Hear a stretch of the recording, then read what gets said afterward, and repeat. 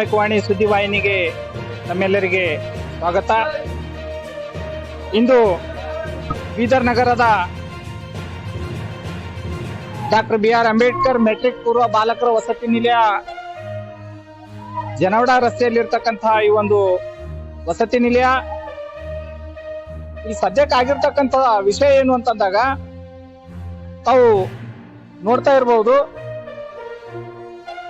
ಇದು ಮಳೆ ನೀರು ಅಂತ ಹೇಳಿ ಹೇಳ್ತಾ ಇದ್ದಾರೆ ಮೇಲ್ವಿಚಾರಕರು. ಎಷ್ಟು ದಿವಸಗಳಿಂದ ಈ ಮಳೆ ನೀರನ್ನ ಯಾವ ರೀತಿ ಆಗ್ತಾ ಇದೆ ಅಂತಕ್ಕಂಥದನ್ನ ತಾವು ನೋಡಬಹುದು.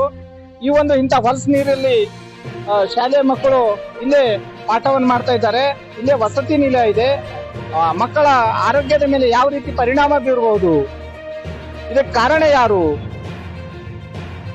ಕಾರಣ ಭಾರತೀಯ ವಿದ್ಯಾರ್ಥಿ ಒಕ್ಕೂಟದ ಜಿಲ್ಲಾಧ್ಯಕ್ಷರಾಗಿರ್ತಕ್ಕಂಥ ಪ್ರದೀಪ್ ನಾಟೇಕರ್ ಸರ್ ಅವರು ಈ ಒಂದು ವ್ಯವಸ್ಥೆ ಬಗ್ಗೆ ಏನ್ ಮಾತಾಡ್ತಾರೆ ಅಂತಕ್ಕಂಥದನ್ನ ನಾನು ಅವ್ರ ಜೊತೆ ನೇರವಾಗಿ ಮಾತಾಡಲಿದ್ದೇನೆ.